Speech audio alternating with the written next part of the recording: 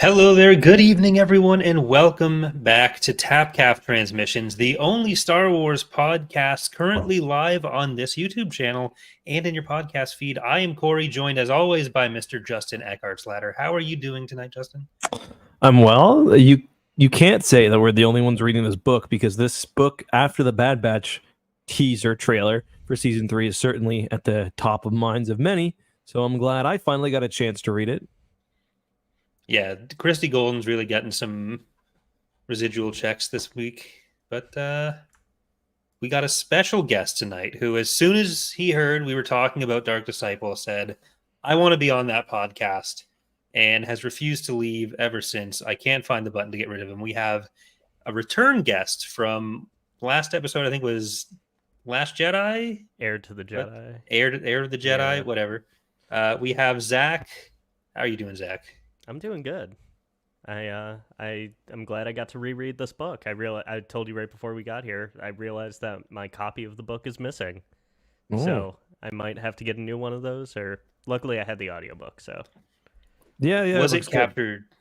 Was it captured by Count Dooku repeatedly? Oh, probably. Bad dude. Can't trust him. The controversial Twitter opinion these days, but I have to agree. Justin, any thoughts on Count Dooku? You a Dooku I've got a video fan? coming out today. I released a clip earlier today. Oh, good. Yeah. No, so this is like, we might as well jump right into it because you mentioned it. My take, and the take of most people, is Dooku's not actually a good guy. Like, I remember the clickbait Dooku article. It's gone around a million times. Why Dooku didn't have Sith eyes, and it's because he wasn't actually a Sith. He wasn't actually a Darksider. He believed in what he was doing. You're missing the point, as we'll discuss in today's book, but as is evident based in solely the movies, if you want to limit yourself to George Lucas material, Dooku's always been a bad dude. He just hides behind the facade of being a nobleman. He's who polite. else didn't have Sith eyes? Who? Darth fucking Sidious. Mm-hmm. Until he decides to special fry himself. I went back and watched a few key moments. Like, I was curious whether he had the Sith eyes when he was fighting Savage and Maul during the Clone Wars, because that's like, in that show, probably when he the most time he expends any energy. And really, it's the only time we see him kind of in his Sidious form doing things until the movie. And even then, he doesn't. Yet there is one scene in the Clone Wars where Dooku does, in fact, have Sith eyes. There are lots of scenes where it's like there's a lightsaber near him and it looks yellow, but there is one scene when he's shocking Savage, actually, when he's training Savage on, I think, Raxus, where he gets the Sith yellow eyes as he's blasting him with lightning. That'd be kind of crazy, though, if like the Jedi had failed to find the Sith for 1,000 years, and all they had to do was basically like a teacher's spot check when high school kids are coming back in from lunch. Yeah, like, exactly. Show me your eyes. I'm just high. I'm not Sith. What I did was I looked at the original script for Attack of the Clones, and in there, because that Obi-Wan interrogation scene was a late addition to the movie, there's a scene where Padme and Anakin just kind of surrender to Dooku, and he fully threatens to kill Kenobi, smiles like very sinisterly, and then is trying to basically just con Padme into surrendering Naboo into an alliance with the Separatists. Yeah, it's like Dooku is so good. Apparently, he fooled people who can like also see what he does later. Like, that's the crazy thing. Like, I understand being fooled the first time when he's like, "Oh, my old friend, there's been a great misunderstanding." Like, okay, maybe, but then he puts your ass in the arena anyway. Like, no. Well, there's it's a really small detail that's hard to catch in the movie. The whole Clone Wars. Well, yeah, because when Jango says that a man called Tyrannus recruited him on the moons of Bogdan, that's Count Dooku, guys. He hates corruption, but he bought a full fucking army for the Republic. And his name's Tyrannus. It's not even subtext. Come on, dog. Text. Yeah, exactly. I thought it just meant he was a Tyrannosaurus Rex Sith. He's got short arms. Yeah, that was just such a dumb debate. Yeah, I don't get that one. I'm just trying to think of. I had another point I wanted to make, but I'm sure at this point it's redundant. He's not a good dude. And we get more of that in the Clone Wars. We get more of that in this book. Before we get started, though, I'm taking your job, Corey. Is there any Star Wars news or personal news or anything that you guys want to talk about before we hop into this book? I can't think of any. The last thing that I know of is Bad Batch is coming back, which that was weeks ago. Yeah. Okay. So let's get started right into the book. Corey, do you want to set the stage for it? Well, I was going to say that this week I also was the guest on Ion Canon podcast talking about the prequels' effect on the expanded universe, so people can check that out with frequent Tapcaf commenter Joel Davis and emailer. So I linked to that on the community page. Joel Davis's podcast? Yes. What's it called, did you say? Ion Canon is the one I was on. They have a whole podcast network over there. Oh, okay. So I didn't know. Check that out if they need to hear more of my voice. I didn't know that was the Joel. Yeah. Okay. But how come I wasn't invited? I told them they were happier not talking to you. That's true. No. That is true. Well, so our topic tonight is Dark Disciple by Christie Golden, which, as Justin has alluded to, is gaining a lot of traction right now. A lot of people doing rereads because of Ventress's appearance in the Bad Batch trailer, despite the fact that at the end of this book, spoiler alert, she does not be alive anymore.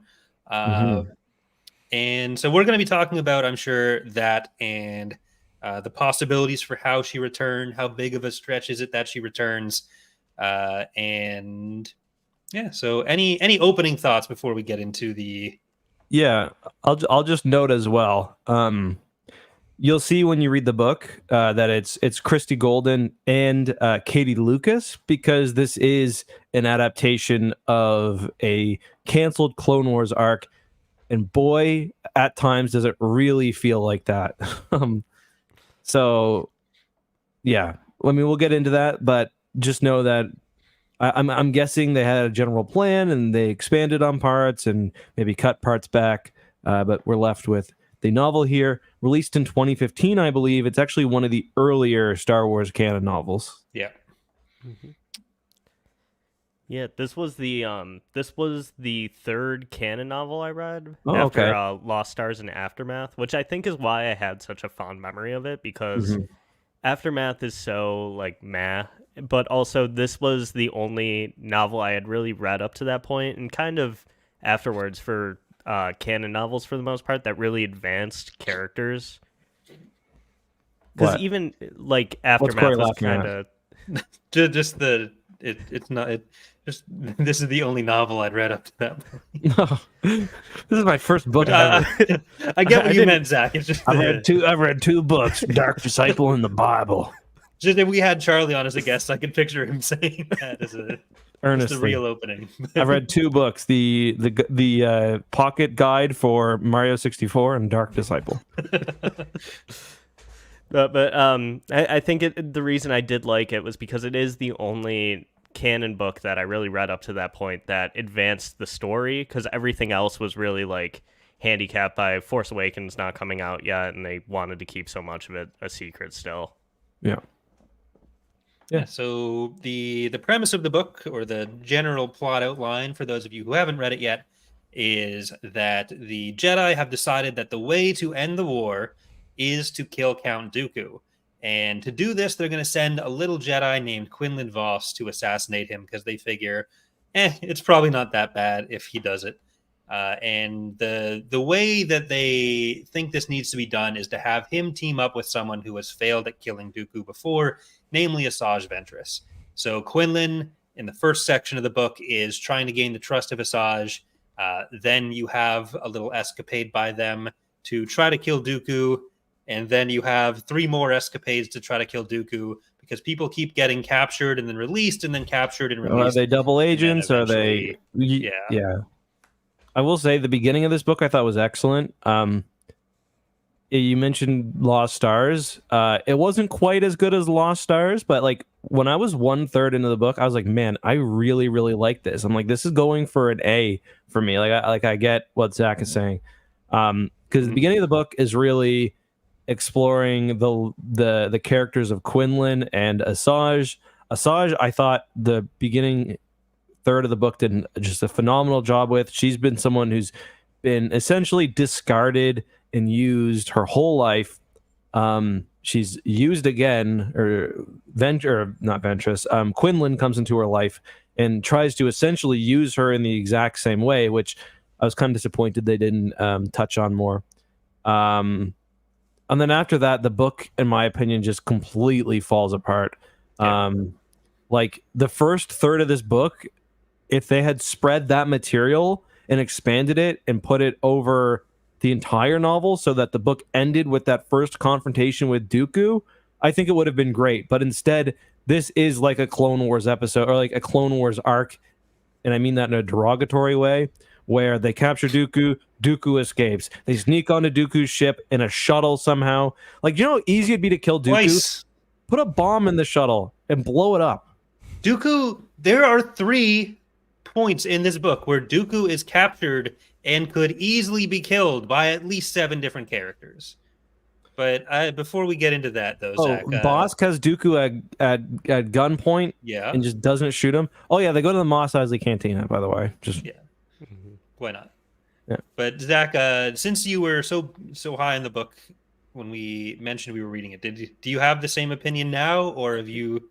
Yeah, I've definitely I've soured on the book a little bit, just getting back into it, because like Justin said, the first third of it is so strong, it's excellent. and I think you can absolutely tell which parts of the book were originally in the script for the Clone Wars episodes, and which part they added on to, especially if you read Inferno Squad, because it's so indicative of Christy Golden's writing style, which parts were just additions she wanted to make.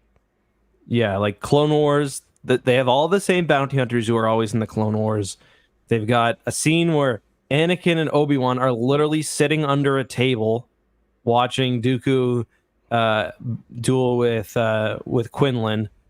They've got, like I said, sneaking on the shuttles. And then they've got the beginning of the book where it's like an interesting look at Quinlan's an interesting Jedi because he does a lot of undercover stuff despite having a massive yellow fuck off tattoo across his face.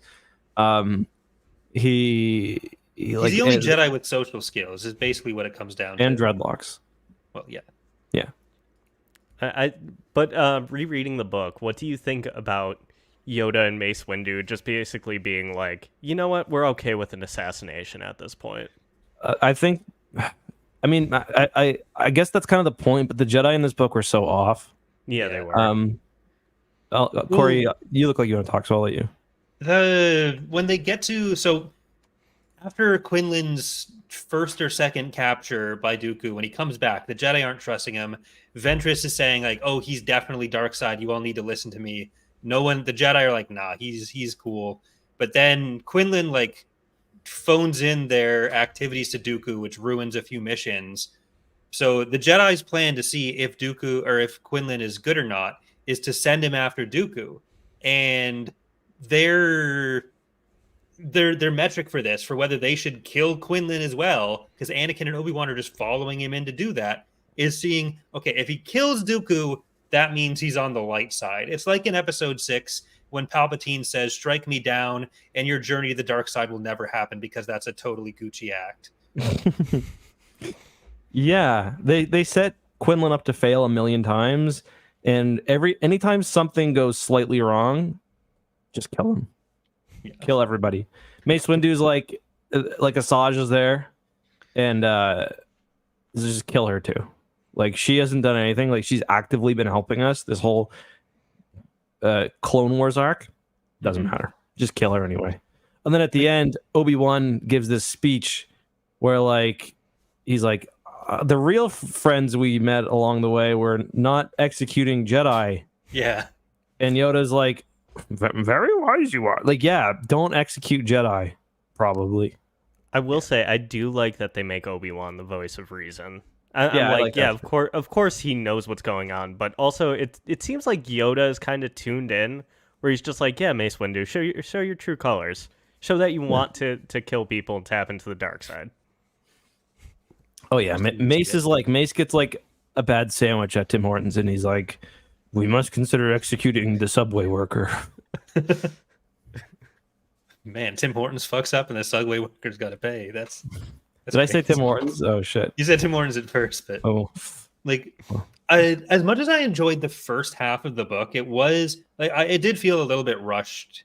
Like they were really just going through stuff, and a lot of Yeah. the feelings between Quinlan and Asajj and what they were doing felt unearned. And I think the way that individual scenes were handled kind of makes up for it a bit, because Golden is just a stronger writer than kind of what she had to cram into the book.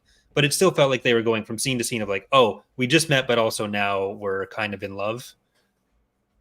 yeah. I didn't mind how they fell in love. Yeah, it happens over a period of months, so I was like, I was buying into that because you get two people in a room long enough, they're going to start getting attached to one another, romantically or not.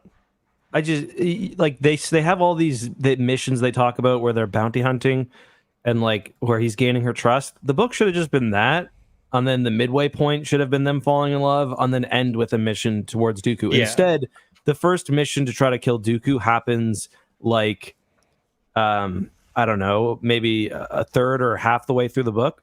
Yeah, by page like 120, they're at his fortress on Raxus Secundus. And then from that point on, the relationship between Asajj and Quinlan, it doesn't develop at all, because from that point on until the last maybe 25 pages, you never really know what's going on with Quinlan, because Asajj knows he's not quite right. The Jedi, like, you're not sure as the reader whether he's actively working with Dooku, against Dooku. Like, there's something going on, obviously, because they're not going to drop that hint otherwise. And their relationship doesn't develop at all. And it's just so disappointing. Like, that's why, again, like Lost Stars, Zach, you've read it, right? Yeah. Like Lost Stars, to me, handles it. It's interesting because it's kind of in a similar way. It's kind of written in a similar way, but the execution is a million times better, where they fall in love and then they have to split because one goes with the Empire, one goes with the Rebels. But their relationship continues to develop, like sometimes against their will, until it kind of comes to this explosive conclusion. But like it continues to develop. They continue to think about each other. With Quinlan and Asajj in this book, it's like they're just thinking about those things that happen. There's no actual change in their relationship. It's just a hope to get back to what it was. And another big problem with that, sorry, I know I'm rambling, is Quinlan, like, we're not sure what's going on. And at the end, he reveals, yeah, no, I still loved you. But his excuse for not just leaving and running away with her makes no goddamn sense. Yeah. I don't buy his turn to the dark side at all. Like it's so quick, and I hate it. As soon as he's just like, yeah, no, I was just faking it the whole time. It's like, well, it didn't. Go ahead. Sorry, Corey, what were you saying? No, you keep. No, I was kind of done.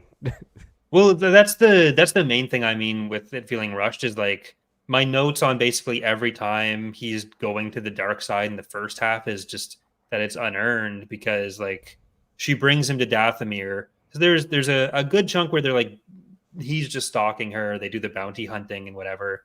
And then very quickly it goes from they're okay with being partners now to she has convinced him that he needs to use the Force to kill, and he's just on the dark side. And they can turn that on and off. But it made me think of like the stuff in Traitor, where like the whole point is that the dark side is just this like it is what you are doing. And I think the way that this book takes it is more in the dark side is a thing you are on or off, and it kind of reflects the political realities of the galaxy or whatever. So like Quinlan goes dark side, which means the dark side has control of him as this separate thing. He's not Quinlan anymore with his own motivations. And that also means he's naturally going to align with Dooku, even though like nothing about what Like even with just Anakin's fall, he's not going to immediately say, "Oh, well, I'm on the dark side now. I want to work with Dooku." That's why Palpatine had to manipulate him for so many years. Yeah, and it's just like it's just frustrating that you can never really understand what the conflict is throughout the last third, like why he's not leaving. He just keeps saying, and like it's part of the point is he just keeps writing Ventress off, like, "Oh, I'll tell you when I can tell you." Tell And like you that's later, frustrating. babe. Yeah, exactly. And that's frustrating to her, but it's also frustrating to us, the reader. And his explanation at the end is, you've never had a stable life. I wanted to provide that to you. Like, you made $1 billion while you were bounty hunting. Like, do that Yeah. for a year and you'll be fine." Like, Yeah. it's just it's very frustrating because like I like the fact that it reminds me of a Clone Wars episode. Like in that I thought they did a great job with Obi-Wan and Anakin. I talked about some of the issues I had with the Jedi, but it also has like every single thing I hate about the Clone Wars, where it's just action and movement for the sake of movement. Like the scene where they break onto the ships, it happens I think on 2 or 3 separate occasions, and it's so fucking dumb that like it's just they're just doing this to do something. The book is just treading water. And it does that over and over again. Like it's like like this isn't gonna work because Dooku shows up in Revenge of the Sith, but also on top of that, it's like you can have an interesting story about that motivation and have it not to come to fruition at some point. But when they do so much of the, like Corey said, getting captured 3 times in a row, like it just doesn't work out correctly. It turns an interesting idea really bland and repetitive. Yeah, it's like the Clone Wars, it has to it's a children's television show at the end of the day. Like yes, adults can watch it and I enjoy it sometimes. But like at the end of the day, it is a children's television show, and it's a show that has 20 episodes or whatever a season, so it's got filler. You've got this story where things happen because they need to get 5 or 4 episodes out of the arc, breaking onto the cruisers, the mission to the asteroid base, all these things that are super inconsequential. You need that for the show. You don't need that for the book. There's no reason to keep the structure of the story as it was, because like when you're watching the Clone Wars, there's the tone of it all. It's animated. It is a little bit silly. So them flying, like they just straight up, there's this massive separatist fleet. They just fly a ship onto the flagship, and like that's what they do several times to get to Dooku. That's kind of works in the Clone Wars, but in a book, it's just like, could you not have done it in a better way? You're not limited like you are. Like the Clone Wars, half the time it was kids eating their fucking Lunchables after school watching it, like while coloring or something. That's me too. So like you could have elevated it a bit. Yeah, I thought the adult elements were super tacked on to the story too, like the Ventress becoming an alcoholic after Voss disappears. Yeah, I do find it funny how like when Quinlan is pretending to be drunk, he takes like 2 drinks and like that's good for him. Wow, He guys, I can't think I'm walk feeling out of something. bed. Yeah. I did get it. It was a little funny that like all the other characters seem to have nothing else going on. So Yeah. Anakin and Obi-Wan are just hanging around the council chamber all the time, waiting for news about Quinlan. Oh, Anakin was super out of character in this. He was more Episode 2 Anakin than like Clone Wars era Anakin, I thought. I don't know. I got a lot of Clone Wars Anakin vibes off of him. Like the character Anakin and Obi-Wan both felt very Clone Wars. Obi-Wan did, but Anakin, I think it was specifically that scene with Padme where he's just like, I can't understand why You mean when I kept Ventress... describing her as petite and small? Yeah, that. I feel like that was probably added. That was probably one of the added ones. I don't know, but It's just they described her hands as small and him as large. Like yeah, I feel like they took it off like a forum for what's it called, like smut, and like removed every reference to veiny cock and replaced it with like forehead or back or whatever else. His throbbing lightsaber. Fan fiction. I don't know why I forgot that word for a second. I think the character that felt most out of character to me in the book was Dooku. And like I think so much of that comes from the fact that like you have to write him as someone who's basically at someone else's mercy the entire time. Yeah. Like having him be this is the guy we need to take out to save the galaxy, but also like Boba and his band of happy little mercenaries take him out off screen. He's nearly shot by a bounty hunter, and then he ends up He's capture literally like in a net.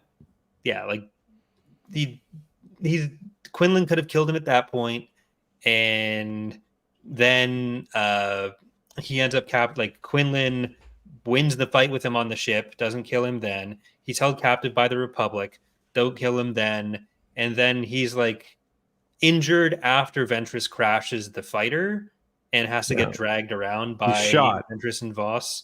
He's just being rude to like Quinlan's got this plan that he's gonna save, like this is how him and Ventress get out on their own in the galaxy. Meanwhile, Dooku's just talking just mad shit about Ventress the entire time, so unnecessarily. And Quinn's like, no, this is good for her. She's gonna be okay with this. Yeah. What do you think is worse? Dooku being captured in his own crib, surrounded by his homies, by the bounty hunters, when he could have just stayed inside, or Grievous that time he got captured by the Gungans in the Clone Wars. I was just thinking is about worse. that.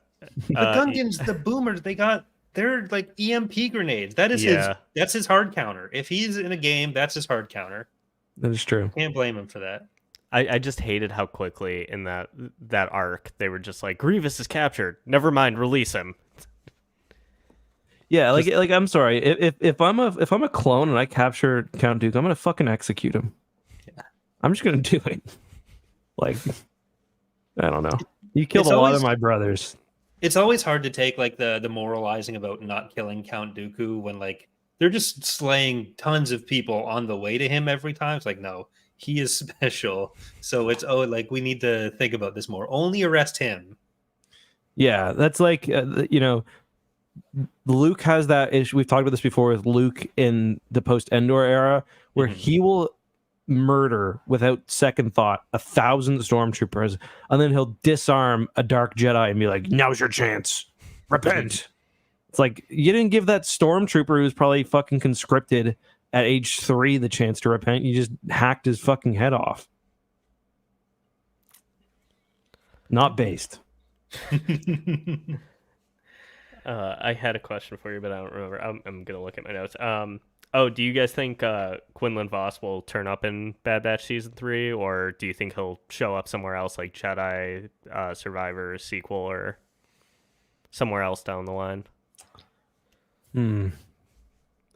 It's a good question. I like canonically the he's still alive. So the reason why, I mean, this is going to be obvious. If this were just a book, I think they'd probably ignore it. But the fact that this was initially Clone Wars material makes me think we could get Quinlan Voss in the Bad Batch. I think fans would really want it too, because he is a lesser known fan favorite. Yeah, and like the way I see it, I don't know I don't know who's directing, like who controls the direction of the Bad Batch, whether it's Dave Filoni or someone else. But like when it is someone else, I feel like they've got this internal storyline for these characters. Bad Batch, Rebels, Clone Wars, they're all kind of the same thing. Obviously, they don't have it all set up, but they kind of go along with it. So like I think the Quinlan Voss Asajj angle was something that they always had kind of in her character or planned for her or like set aside. Like, so I wouldn't be shocked to see him in the show or referenced at some point.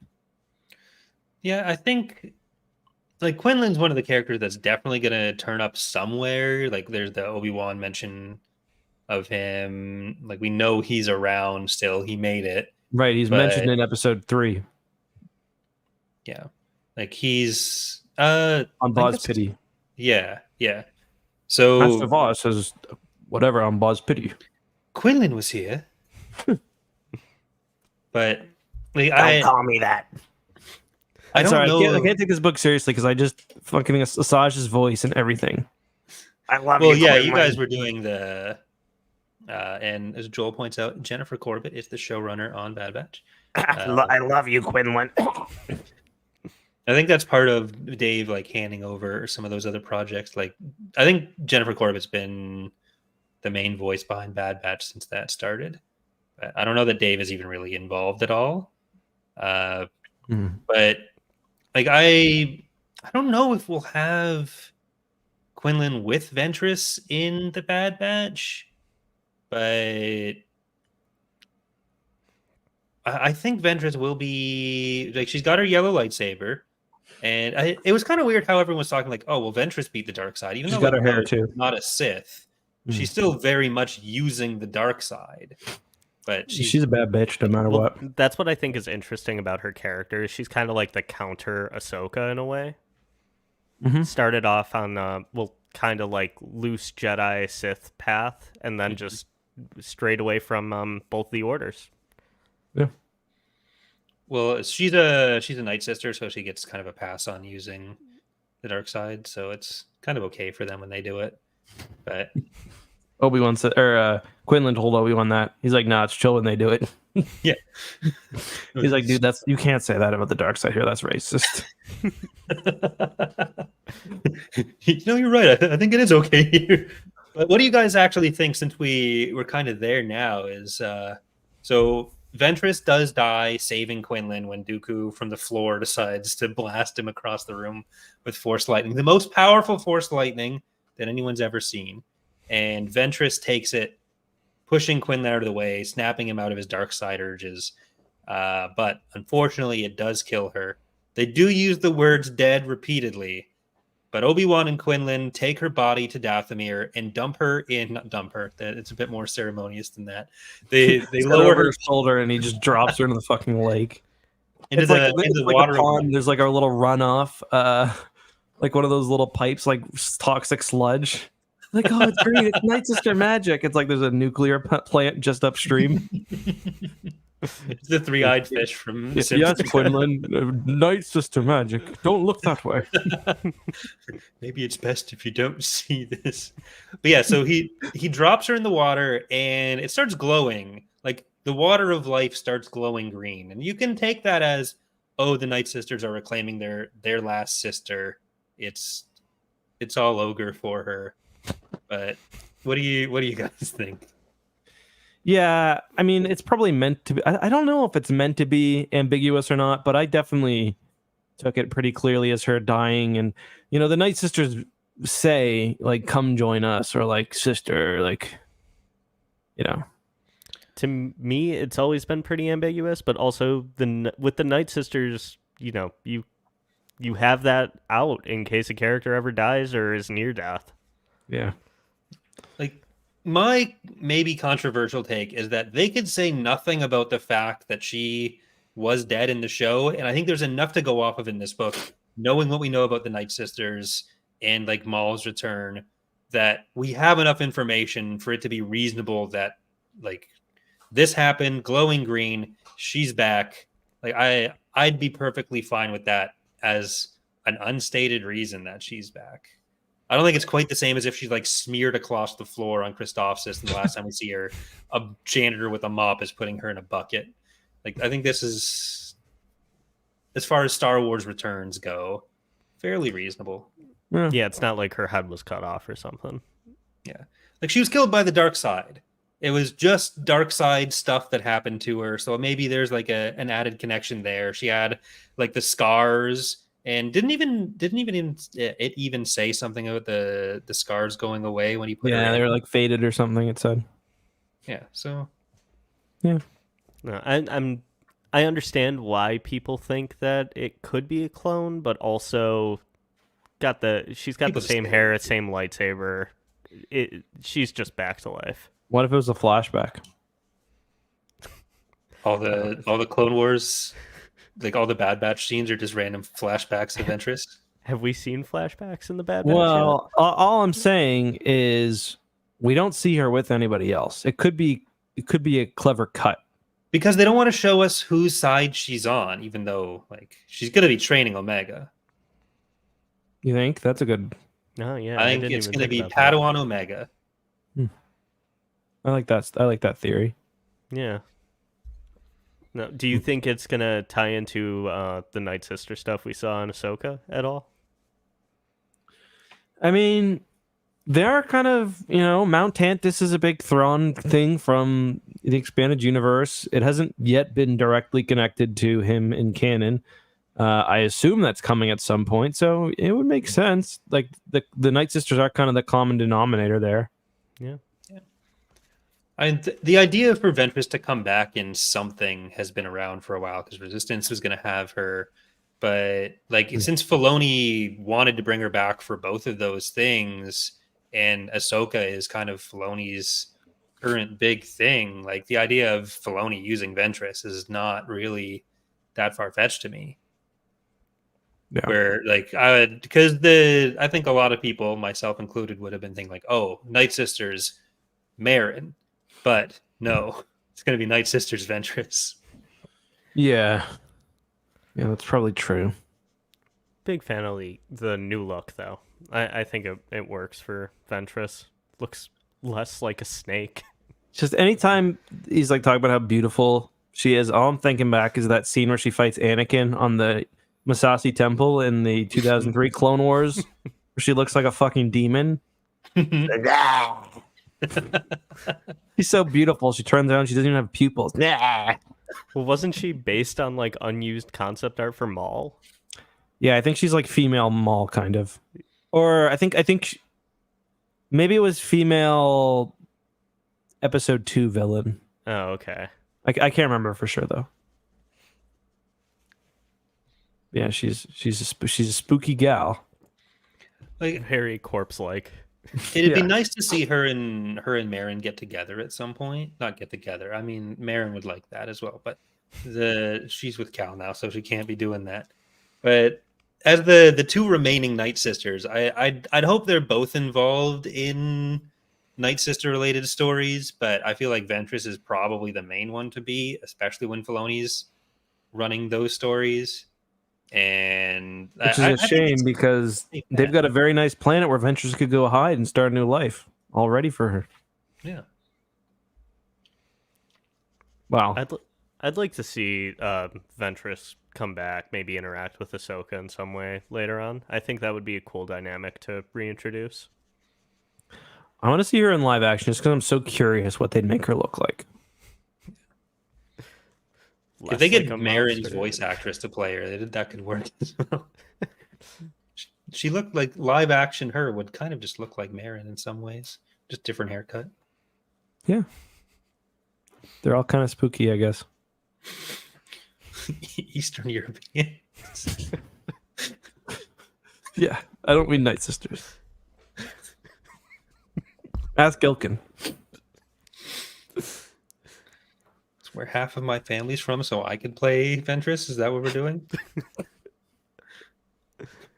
You could be, Hashtag you could be Ilkin like a for knight Ventress. brother, or you could be one of the what's it called? The brothers, one of the corpses on the ground if you wanted. So all that is one of the questions about Dathomir, of like all the Night Sisters, like all the women are like human Night Sisters and all the men are Zabraks. Yeah. So it just there's some logistics there that I'm not sure I understand. I'd like to learn more. Yeah, it's definitely one of those. We still gotta do some catching up with Maul in between end of Clone Wars and Solo. It's true. Maybe he'll show up in Bad Batch Season 3. Who knows? He could. There's no reason. Well, He's just sad on Tatooine. I feel like we're Well, good with him. isn't he He's- stuck? Well, he's stuck, isn't he, right now? Or how long is he stuck on Malachor? Not yet, I guess. No, not Not yet. that one, no, 'cause after Solo. Rebels, and then Yeah. Oh, right after Solo, yeah. Well, Yeah. between Solo and Rebels, I guess. At Yeah. some point after Solo, he gets stuck on Malachor. yeah, Right. but that's not even that long of a period. No, is he there for like a It's year or like like- months or? It's like 6 years in between Solo and Rebels, isn't it? We don't exactly know why he's there, do we? I don't think No. it's even that long between Solo and when Maul shows up in Rebels. because it's end But of it's pretty season long. It's 10 2. years, and Rebels is like 1 year, so it's like 9 years, right? I thought it was like 5 years is when 5 BBY is when Rebels started. I'm pretty sure the events, because the liberation of Lothal, I think, is like a year before the Battle of Yavin, and I kind of think season 3 is like a year before that.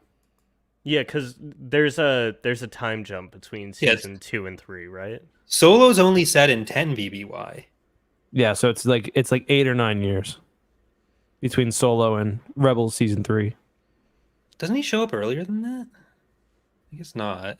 No, Or is end it of season 2? 2. I can't remember if it's season 3 or season 2. It's the final episode of season 2. Right, because then there's a time jump after Kanan gets blinded. Mm-hmm. Yeah. But either way, it's still like 7-ish years. But we don't know if he was on Malachor the whole time. Obviously, he had other things to do. But for some reason, he went to Malachor. We don't know why. Well, any more thoughts directly related to Dark Disciple? Yoda is... I think Yoda is the worst character in this book. Like, worst characterization. I think Yoda's a dumbass. I think the characterization is good for Yoda, but I think the speech, like the way his dialogue is written, is un-Yoda-y. It's a poor approximation of what you'd think Yoda dialogue would be. Did we say that while we were recording, or was that that we was were just talking us about before? Okay, but also in the audiobook, Mark Thompson doing a Yoda impression is awful. You should never do that again. But he does a really good job with Ventress, though. Yeah. God bless him. I don't know how he does it. His Mace Windu. I don't know. There was one character. He's got like a few really distinct voices, and one of them had his Han Solo voice. And it was just like it threw me off. One thing that I marked down was that Dooku gets the humanitarian award, like humanitarian. Yeah. He's in the Confederacy. It's like all aliens. Give them a humanitarian, like humane. There's the Highfalutin Society on Raxus and stuff. There's a lot of humans out in the CIS. The weird part to me about that was that Grievous was at this fancy dinner. Yeah, did he have a little tie on? I hope so. He was Yeah, wearing Just over his beating heart and just nudges the tie out every time. He broke out the fancy cape. Fancy cape. I forgot he wears a cape. Hacking all over his neighbor's dinner throughout. That looks delicious. I don't want to think about how Grievous eats. Yeah, He true. just gets like a Nutri-Sack attached to him every night. They swap out his stomach or something. You're on sack duty today. I don't want to. You fuck up, he just throws you out of an airlock. I think he's got little kidneys, if I remember correctly. Yeah, he's got like his whole digestive tract. That's basically all that survived. Little kidneys. At that point, what are you maintaining that for? Why keep any of those parts? The brain, sure. Maybe the he heart, just needs them. eh. It's the only joy. Science isn't there Grievous yet. gets. The Science isn't is there yet. very clearly there. Not there yet. Just I'll have a lot of notes for rebuilding Grievous. Science isn't there yet, Corey. NK, like some scrappers on Mustafar were able to do it with NK.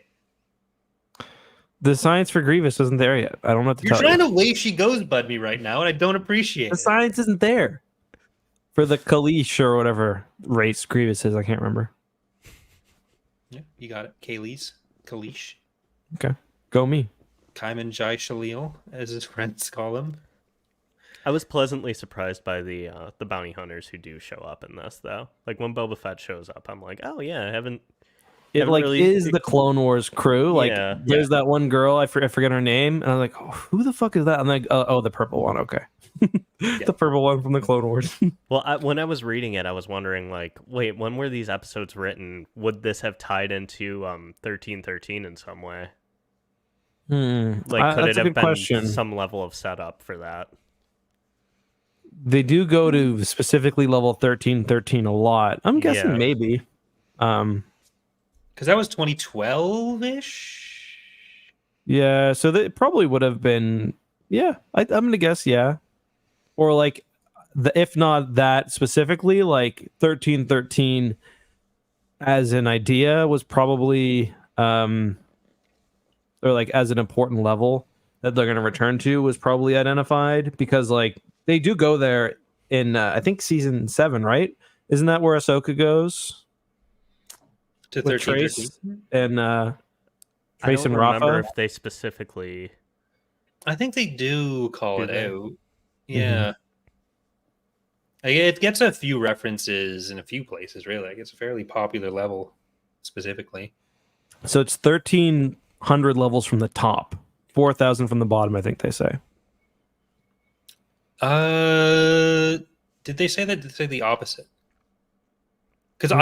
I was always thinking about it as 1313 down, but it was like 1313 up, and that surprised me. I'm pretty sure. 1313 Hmm. up would make sense because it's not Yeah, Oh 'cause like it's yeah, like it a was negative 1313. 1313 levels from the core, 4000 on top of it. I think they said, right? Mm-hmm. That's a lot of planet. It is a lot of planet. And that's like the base, right?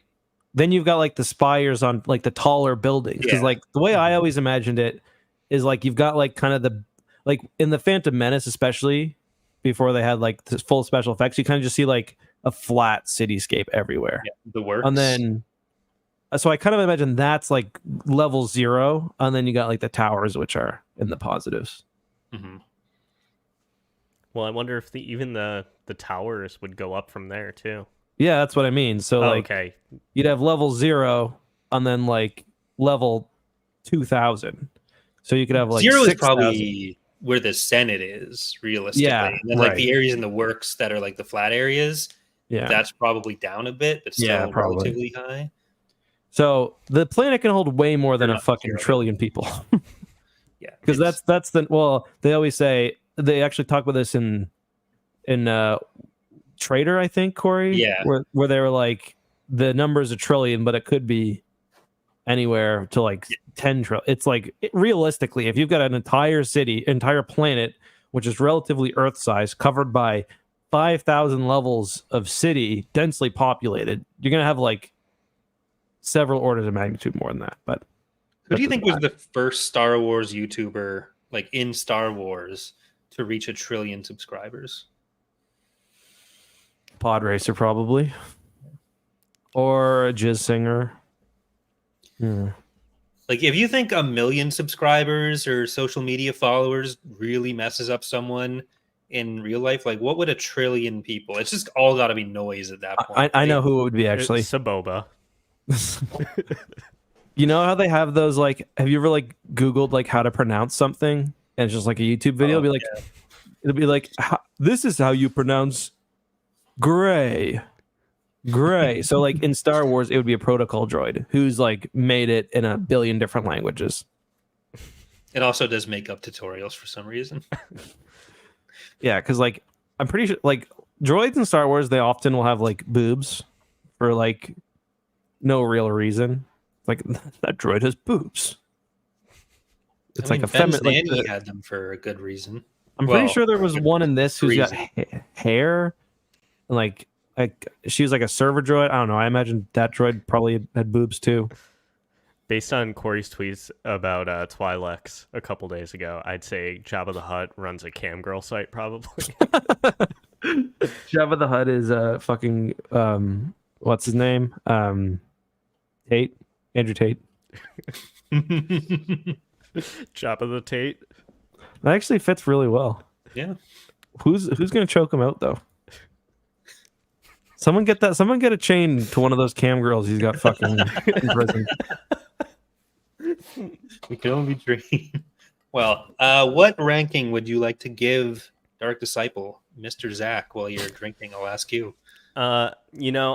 Before a week ago, I probably would have given it an A based on my memory of the book, but it's a C.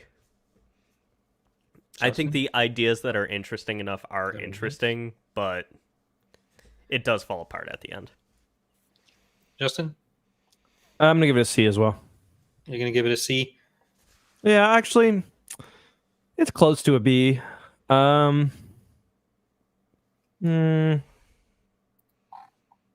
I wish I'd give it like a C plus. If you give That's it a not the higher system ranking we've than me, devised. I'd be very surprised. Do you want me to list some other B's and C's that you've given out to Yes, that maybe? helps. That always helps. Yes, please. So, Eye of Darkness, you gave a D. Rebel Stand, you gave a B. Dark Rendezvous, you gave a C. Princess and the Scoundrel, Edge of Victory were C's for you. Dark Tide Ruin, Survivor's Quest was a C. We don't even remember reading that book together though. No. Shatterpoint, you gave a B. I'll give it a C then. I don't think it was as good as Shatterpoint. Yeah. It's like if it had been as good as I wish it was as good as the first was. The first bit was.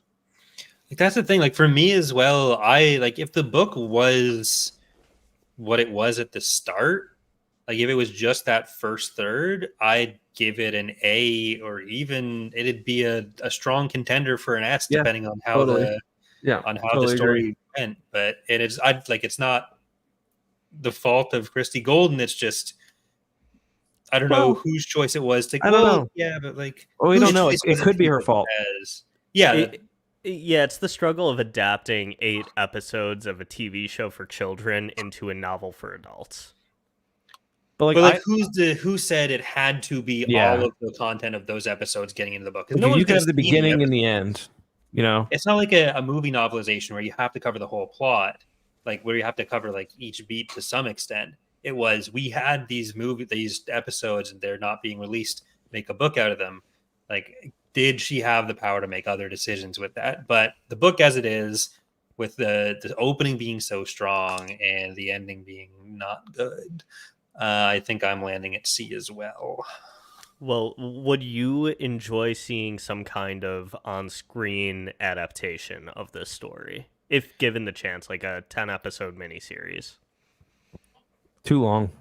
Yeah, I feel like even in the show version, I'd have like we don't need the 3 captures. Yeah, I like. There's so many Clone Wars arcs that are already like that. Like I feel like Dooku or like people are capturing that show so goddamn much. Yeah. Also, you know what? One thing that I thought the Admiral Enigma bit was so dumb.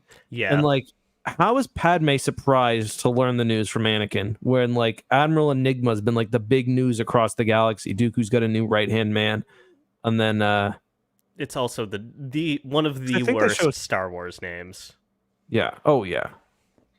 And like they show his face, and like anyway, I don't know. Well, Dooku and Ventress don't seem to recognize Quinlan as a Jedi either. Like he's undercover so much. Maybe Padme's never heard of him. Maybe no one's heard of him. So it's not like all the Jedi are. Yeah, that's true. Maybe she doesn't know. No, because she met him. It says she met him. He is in the background of the Phantom Menace, which I didn't know until today. He's on Tatooine. Yeah, and I would love to hear a canon explanation of what he was doing there and why. Undercover. Yeah. It's like, hey, which is, do they not call? Don't they call the Jedi Council? No, they don't send any kind of transmission. They don't. No, because they don't want to get tracked down by the Trade Federation. Okay, because the Jedi Council would have been like, oh yeah, Quinlan's there. He'll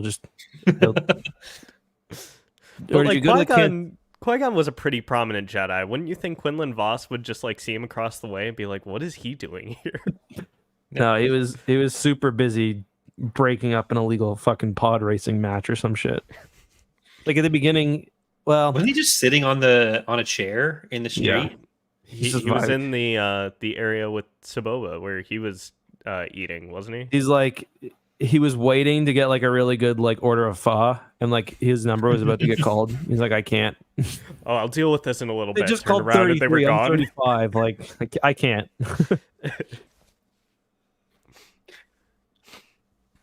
Yeah, he's at a table with a bunch of people, just watching him go by. It's Jar Jar's tripping. He's not doing anything. Like definitely Qui-Gon Jinn. No biggie. Oh, another note I had. Last note I had was I think it would have been more interesting if there was more stuff with Ayla, because she used to be his Padawan. I think that would have been a little bit of an interesting twist. That annoyed me too a little bit. Where he's got his master. I don't remember his name. And I find it annoying how he gets totally blood raged like learning about his master again and again. When like again, the book should have spent more time setting up their relationship instead of like, yeah, I get the general idea between master and apprentice, and like maybe Anakin, I guess, would do something similar if it was Obi-Wan, but I don't know. I just thought the way he like completely fucking loses it was maybe a little silly. Yeah. This was a loss he'd had a lot of time to come to terms with. Yeah.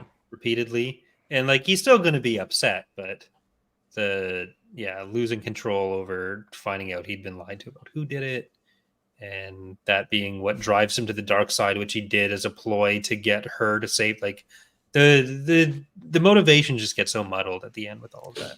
I think the idea is that he's kind of not fully interested in the Jedi idea of like not creating attachments.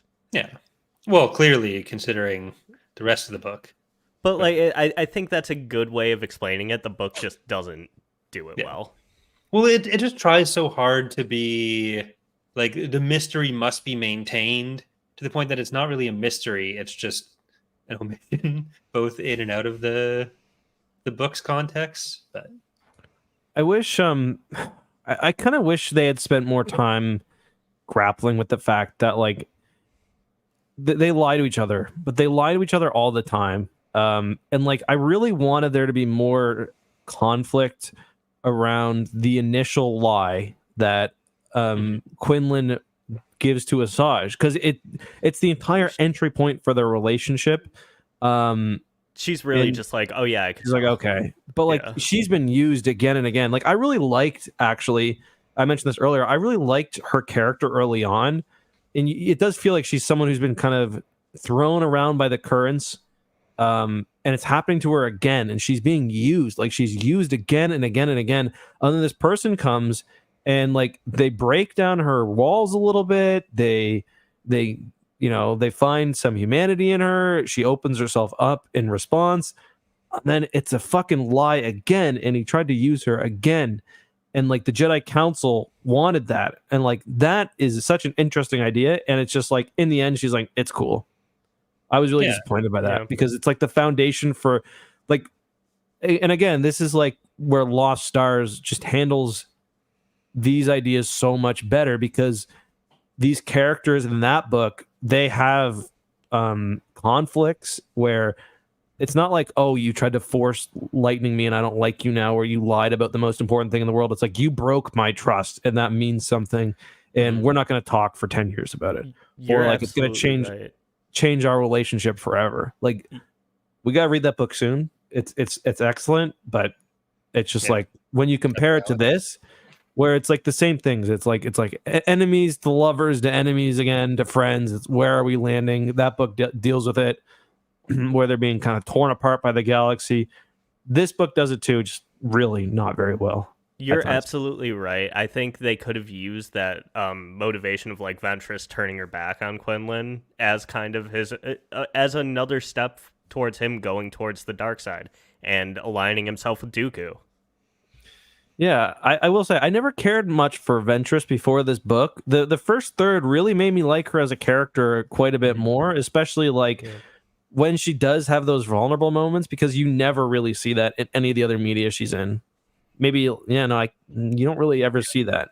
The only other time I can think of is in the last couple of the episodes of the Clone Wars she's in, where she's helping Ahsoka. Yeah. Well, even the last bits of the book, like she just loses all agency, really. Yeah, for most of the last third, which is one of the reasons that it didn't sit as well with me either, because it's like it's an abusive relationship dynamic that they end up having, which like kind of makes sense because Quinlan's on the dark side, and that's just kind of a dark side thing to do. And it's not like the book is endorsing what Quinlan's doing, because clearly she has a problem with she has a problem with the information being withheld, and like he knows how she feels about Dooku. Like it's not just a guy she doesn't like, it's someone who was like would torture her and is just being rude to her right now. But like the fact that that never really recovers for them until she sacrifices herself for him, like it just, that is like, ooh, that's kind of icky. Yeah, I will say as well, the I like the ending as well, where she does have a bit of agency, and the way that the Force kind of plays into that, where she has like a vision of she chooses to sacrifice herself. Yeah. She sees like, okay, I can be a shell of myself, or essentially she's like, the Force is like, hey, set up the events of everything else that's going to happen. And she chooses to die, or so we think. And I think that does also play into her rebirth as well, potentially, where she is kind of operating within or with the will of the Force in a way. Yeah. She sees all future possibilities, but only one where they make it out alive. So Just push him and move yourself. well, I think that's going to do it for our episode tonight. So thank you for listening, everyone. Thank you for joining us, Zach. Anything you want to plug? Come check out the X2 stream. That's about to Smart happen. man. Yeah, There it is. You're not Justin's not going to fire you now. Well, we'll not see. tonight. Yeah. So yeah, we're going to be live on X2 with the return of Charlie. He's back from his surgery with many stories to tell, I'm sure. He doesn't even know what year it is. He got so messed up in that surgery. Yeah, I will. Well, no spoilers for tonight, but that'll come up. So make sure to go and listen to this on youtube.com/ECKSTOO. Thank you once again for listening, and hope to see you next time. Next week, what are we doing? Boba Fett? Yeah. Fett where? Boba Fett 2. Crossfire. I already know that one. Bye, everyone.